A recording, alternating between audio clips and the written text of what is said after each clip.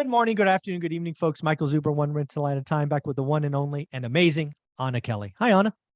Thank you. It's always so nice to be here with you. You're amazing too. I try. I try to be just a little bit better. I'm following your lead. So just keep being you. It's so wonderful to talk to you each week. I like what I want to do here is I want to pull up the 52-year spreadsheet. It's something you and I first looked at a year ago. Yes. And really, we looked at it a year ago because we were trying to predict now based on the past, and we did pretty good, right? But what I want to do here is the spreadsheet today ends in 2021 because a lot of the metrics are year-end metrics. I'm going to pull up the spreadsheet. I've already added a column. We're going to try to doctor the numbers up to what we think the current market is, current rates, and just see how bad it is.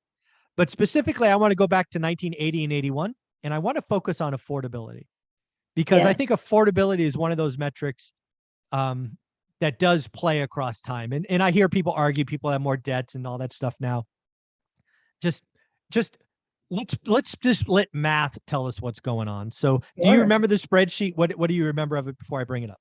Absolutely, I do. I was very impressed that you went back and got year over year data because it's very hard to find a source that has all of that. And I remember when we first did it, this was a year ago, but people were saying housing is so unaffordable. And what we really found was that it was one of the most affordable housing markets actually in history, because when you look at household incomes compared to what the mortgage payments were as a percentage of the household income, housing was actually pretty affordable. Now, obviously, a lot has changed in the last year and a few months since we did this. So I believe, without seeing your numbers in advance, that because of where prices are converging with super high rates right now, that it's probably the most unaffordable or very close, other than maybe early 1980s, which I think is probably what you're hinting at. So I'm excited to dive in with you. Yeah. So just to be clear, I haven't actually done the math yet. All I did is add the column. We're gonna monkey with this. I think you're right. It's going to be very close. Is it 81 or 2022? I am not confused. Housing is unaffordable. It's the worst ever nationally. I believe that. I believe that today. Yeah, we're gonna find out. So again, let me pull this up. So again, folks, the beauty about this spreadsheet is it's so valuable. I give it away for free. All you have to do is go to one of the links below it's in my free Teachable course at the bottom.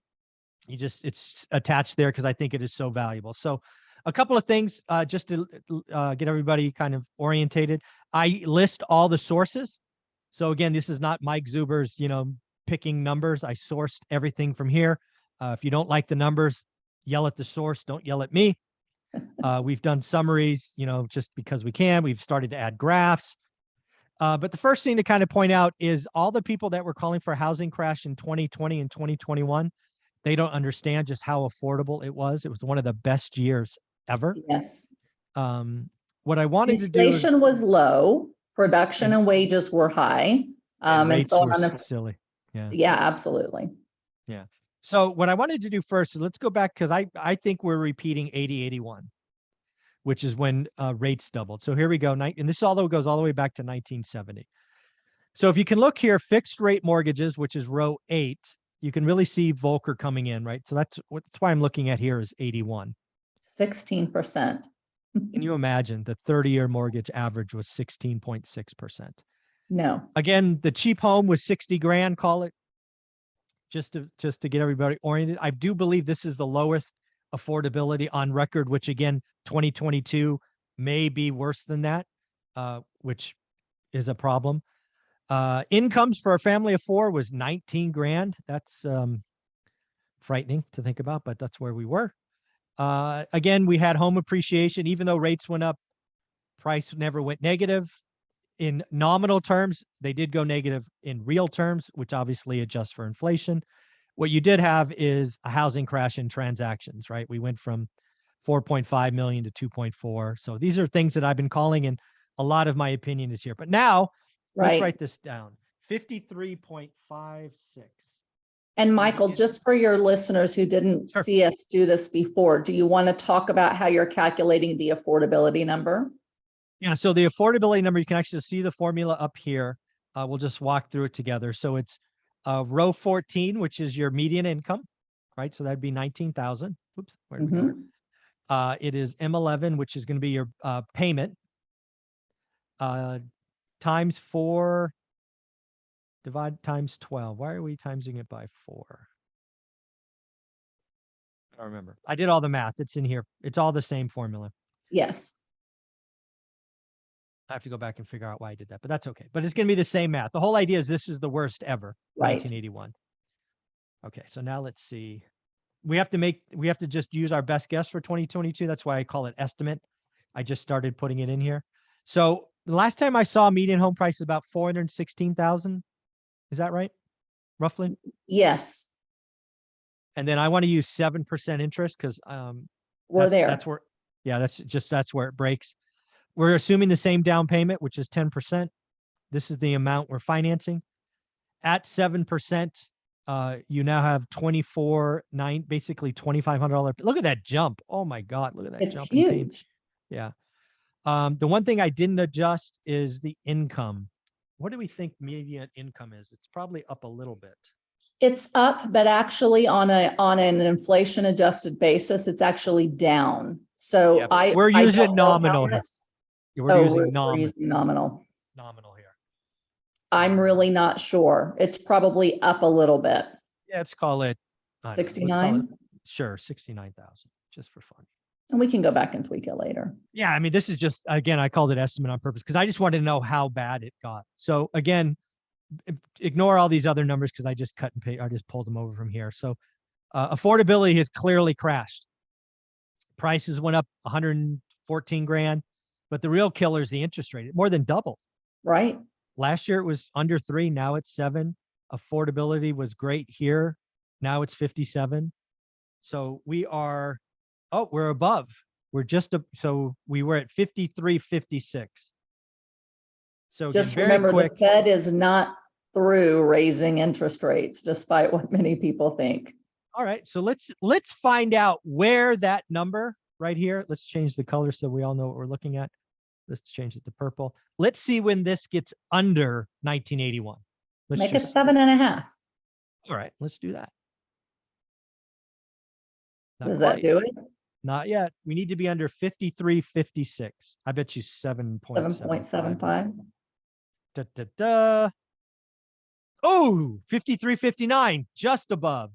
So that's 3/4 of a point, and we expect that the Fed is going to raise another 1.25 to 1.5 if they stick with what they say. Yeah. So if we get mortgage rates around, again, this is all just two people talking, right? I don't know if the median price is really 416. Actually, now that I think about it, I think I admitted my mistake last month. So I think it's 396,800 now. So then we got to get probably to 8%. 54. Nope, not yet. 8.125. I could have sworn it was in the 400s, but yeah, let's see, 400. We'll find out. Yeah, it's all right. Again, these are all just numbers at this point. So again, basically, if we get rates to 8%, it's going to be the worst ever. Yeah, there you go. 53.35. That makes it below 8% mortgage rates, 408 median. And again, there's really 3 metrics. Income, right? If income was 72, this would be slightly better.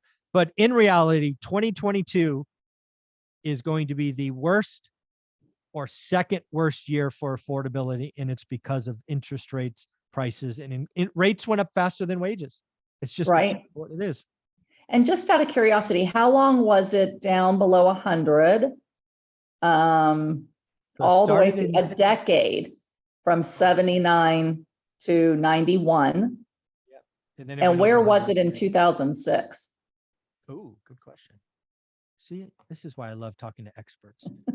2000s. Oh, it got, so it went under in 2005. Yep. And it went under here, and then it went 2006 and 7 was basically at the height last time, and we're already significantly lower affordability than what we were in 2006 and 2007 because of the interest rate difference in part. Oh yeah, it's mainly interest rate. I don't know what were incomes. Incomes went up 10%, maybe 8%. Yeah, rates were basically flat. Right, they didn't move a lot, not a big. Right, it was. But incomes were also higher back then, on a inflation adjusted basis, not a number, but in terms of how much wages had gone up. Yep. Yeah. And that's why it's still somewhat more affordable than now. Yeah, actually, that's another thing. Since we're here, I want to see what wages did in the 70s. Because again, I think oh, here we go. This is what I'm afraid of. This is what the Fed's afraid of. Look at wage. This is nominal, not real. Look at Right, how long wages were over 77%. right. This is wage spiral inflation. You know, you hear other people talk about it. This is wage spiral. This is 11%, 9%. Right. This is what this happens early, which causes Volcker in 81. Absolutely. Right. There's a And, there's a one of the lag. interesting things, we had a lot of young workers entering the labor force in the 70s. So we had more workers entering the labor force. They were, on the verge of new, industry and new production and new technology, demanded higher wages. And that is basically a wage price spiral where when people make more money, they start spending more money, buying more stuff, prices go up to account for it. And it basically embeds inflation in the system, which is what we saw. Yeah. And then the last thing I want to point out here is home price appreciation. People talk about the last 2 years being very high, which they were, but let's not get it twisted. It was 15, 16, 12% 3 years in a row heading up to being, Paul Volcker. So these were, Right. that was 43% cumulative. So again, this is why I look at this, and I'm not Mark Zandi, which we'll talk about in episode 3, that's Yes. trying to, take a few data points and go, oh, it's got to crash. I'm like, well, we've kind of been here before. I can tell you for sure that transactions are going to crash and may crash 50%. I think prices, at least on a nominal basis, will prove sticky because people don't have to move. They have interest rates. 80% of us have rates below 4. So I don't know. It's going to be fun to watch. Right. It's going to be fun to watch.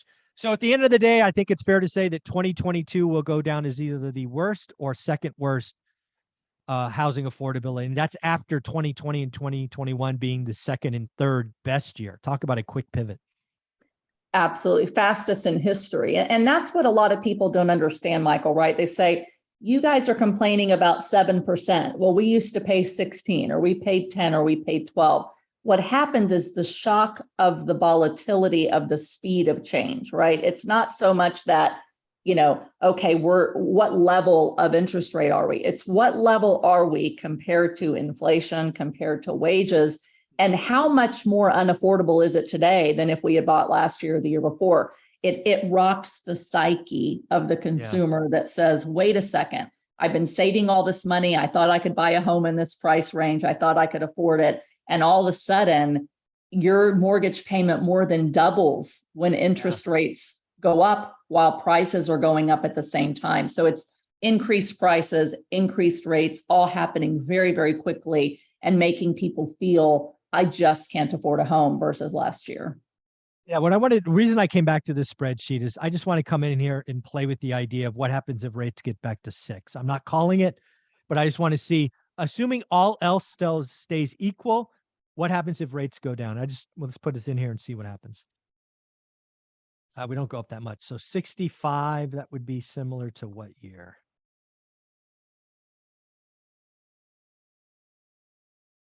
So we're still back here. So we're like 83, 84. Correct. Now let's just see, just for kicks, and I know we're going to talk about this in video number 3, but just for kicks, what happens if you drop the median sale price 20%? So call it 325? Drop it 80. Let's call it 320. Yeah. 320. Okay. And 6%. And 6%. Drum roll, please. Let's take a guess. Oh, we're going to be over 100. 80. 90. Oh, she's right. Gosh, she's so good. Somewhere 83. between there. So again, it's still, even if prices came down 20% and interest rates went. Let's have wages go up 5%. We're just playing, right? Let's have wages go up. So let's go to the 72.5. Yeah. 87. So how bad do they got to get to be over 100? Jeez. 5.5. Probably. Oh, it's close. Let's say they went back to 5.